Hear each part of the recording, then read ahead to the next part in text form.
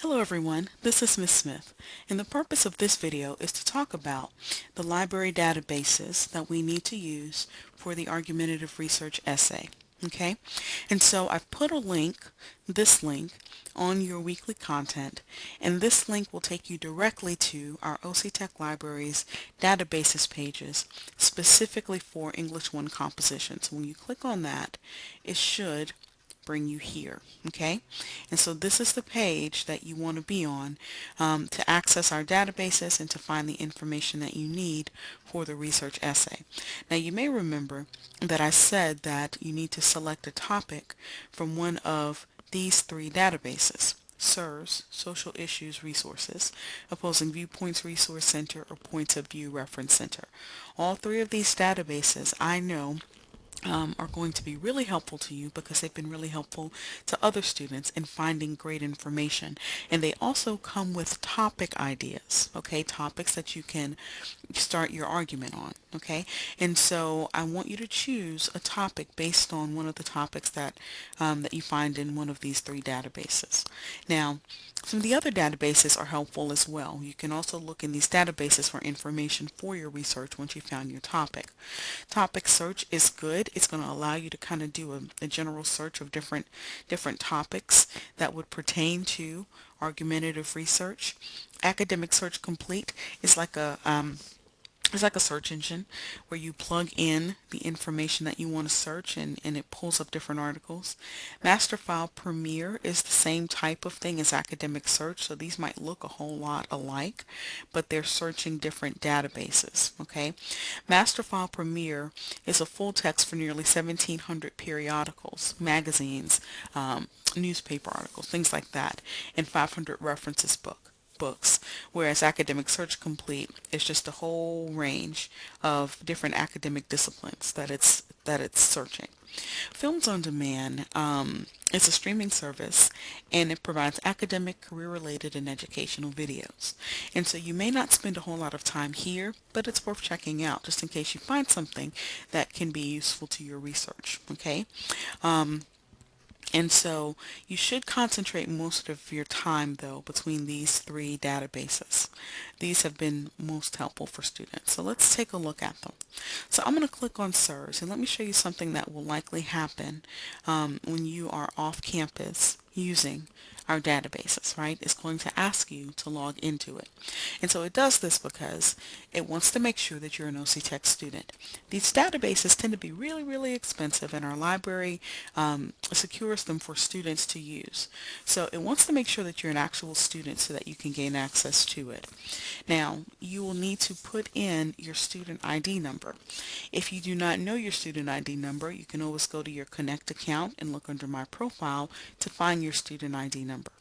But you need more than that. You also need to put in the first set of digits that appear on your ID card. And those digits are 006815. Then you want to put the dash, and then you want to put your 7-digit student ID number. So let's just say we're logging in. La la la. Here we go. Okay. And so this is SIRS. Okay. This is SIRS. And so with our SIRS database, you can see we have a variety of different pros and cons issues, and they're sorted A through Z, but then they pull up some specific categories. I can enlarge this a little bit. Some specific categories that you can search. And so A through Z starts here. All types of issues that it's going to provide pros and cons for you on. Okay, and so SIRS is really helpful in that. It also includes some trending argumentative issues, right, such as Zika virus, refugees, police and body cameras, concussion in sports, gender identity, right, homelessness, a variety of different things that that's kind of trending, right? Some issues that are at the forefront. And so let's just choose one. Let's choose advertising in children. Let's just say, for example, okay? When we select that topic, what SIRS is going to do is going to give us pretty much an overview. So remember we talked about having the background information, right? This blurb and you can click on read more. It gives you that ongoing conversation. It gives you information, a summary of what the topic is about and what's going on with it. The beautiful thing is that it also gives you viewpoint 1 and viewpoint 2. Okay, so you may choose viewpoint 1 to base your argument on. The beautiful thing is you would have viewpoint 2 as well, right? And you can look at those articles, look at that information to find any counter arguments that you can use to fuel the argument that you're trying to make. Okay, and so SIRS becomes really, really useful in that way. Another thing I want to point out, let me see something here. Let's say if we continue to scroll down, and let's say we want to use this article. Okay, let's just say, for example, this is an article we want to use. And we have different articles that come up with this topic that we can begin to search through to find information. But let's say we want to use this article. Okay, we can click on it. It's going to pull it up for us. And when it pulls up for us, we can read it from here. So you don't have to ever purchase anything through any of these databases to read the full article. You'll find everything you need here. Beautiful thing is, not only does it provide the article, okay, and it tends to provide a summary of the article at the very end, it also gives you the MLA citation. Do we see that? Okay, you need MLA, right? You need to use MLA for your research. So how easy is this? You don't even have to go through and do the citation. All you would need to do is copy it, right? Highlight it, copy it, okay? And let's say I copy it. And then you want to place that into a Word document. That can be your works cited page. Okay, simple as that. Copy it and paste it, and there you have it. Another thing though with formatting your citations, just FYI, you want to make sure that the beginning of your citation starts at your left margin. So what you want to do is highlight your entire citation. Then you want to go up here to paragraph. Okay, you want to go down to the indentation section, and under special, select hanging. Click OK. And another thing you want to do is go to spacing and then click double 2.0. Now this is a properly formatted citation. And so whenever you have a citation, it should begin at the left margin. And when we switched it to hanging indentation, any subsequent lines will automatically indent.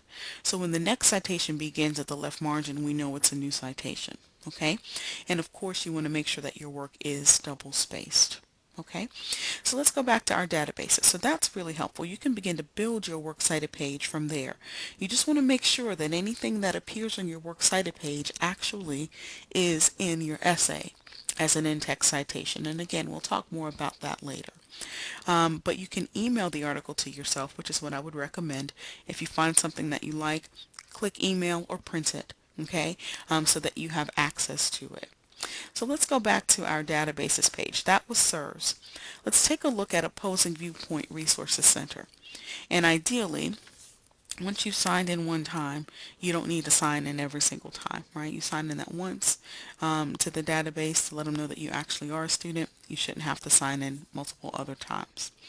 And so when Opposing Viewpoints pulls up, Opposing Viewpoints, a lot of students tend to use it and tend to like it because Opposing Viewpoints will do that. It will give you a viewpoint, and then it will give you an opposing viewpoint on it. Okay, and so let's look. It's not letting me. Okay, there we go. I can enlarge the page a little bit. Let's take a look at it. So Opposing Viewpoint will give you just some slider content here. This is kind of like their trending issues type of thing. But it also gives you different categories here. This is how they've laid out their categories. And you'll also notice that there's a View All. So it's giving you some of the main or the most popular topics, but then it's also giving you an opportunity to view other topics in there. So let's say, for example, we want to look at animal experimentation. Okay, we can click View All, see a full topic list, but let's just say that we want to go with this one. Okay, and again, you can see how you can start choosing your topics, right, from these databases because they're presenting so much information to you. And so again, it's going to give you an overview to help you walk into that conversation and have an intelligent understanding of what is actually the issue that's happening in that particular topic. Okay, it's going to tell you here at the top on this page, it's going to contain featured viewpoints that they want to highlight, a total number of viewpoints. It'll give you access to academic journals, statistics, which would be what type of appeal, what type of rhetorical appeal would a statistic be. If you said logos, you're right? Remember from our previous video when we talked about logos appealing to reason and logic, right? Using facts and statistics.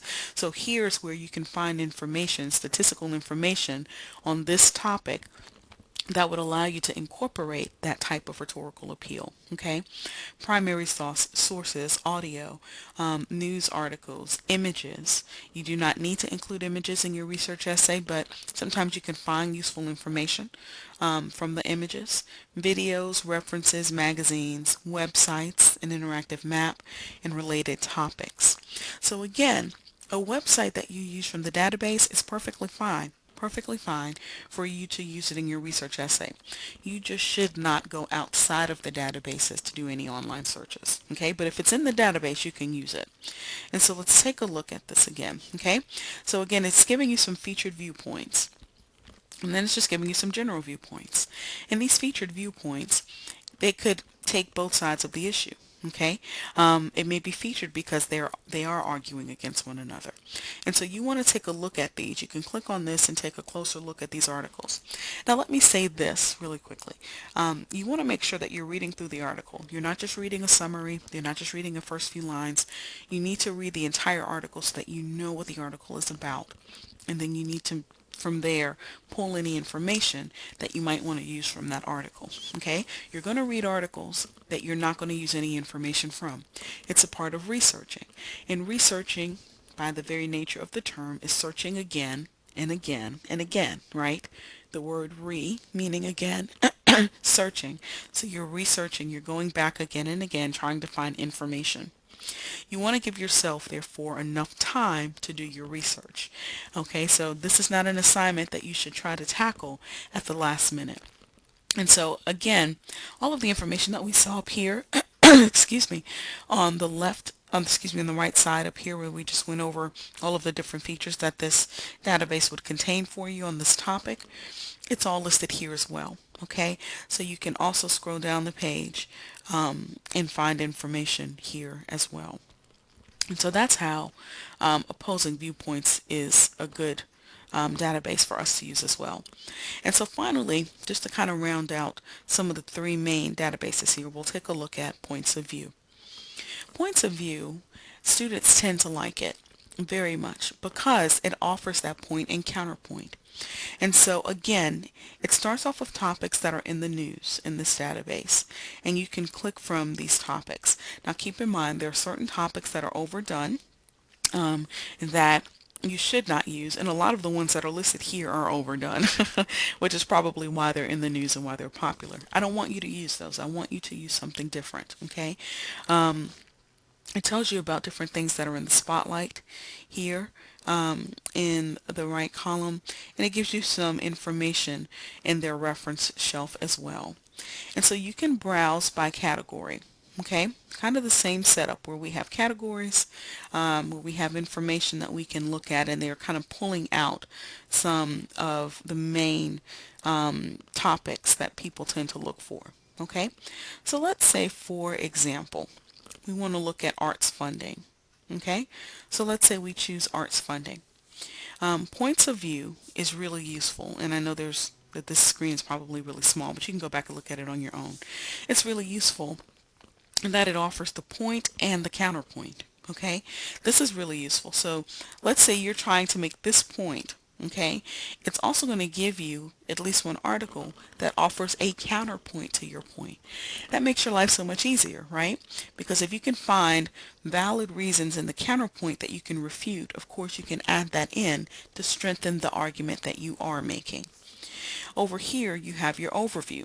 Okay, so you have background information that again helps you walk into that conversation, helps you get an idea of the issues that are surrounding this topic so that you can make an intelligent argument about it. Okay, and so that information is there. Let's say we want to cite information in point of view.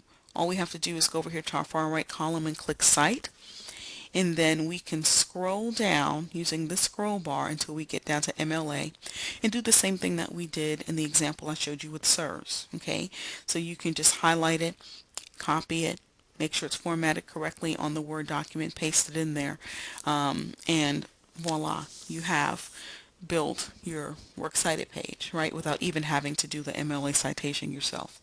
So that's another reason why these databases are useful.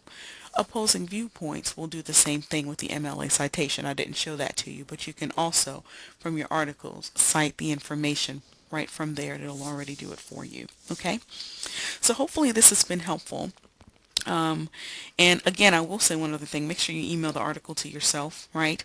If you do a permalink, this is going to give you a website address, a URL, that will take you directly back to this article, okay?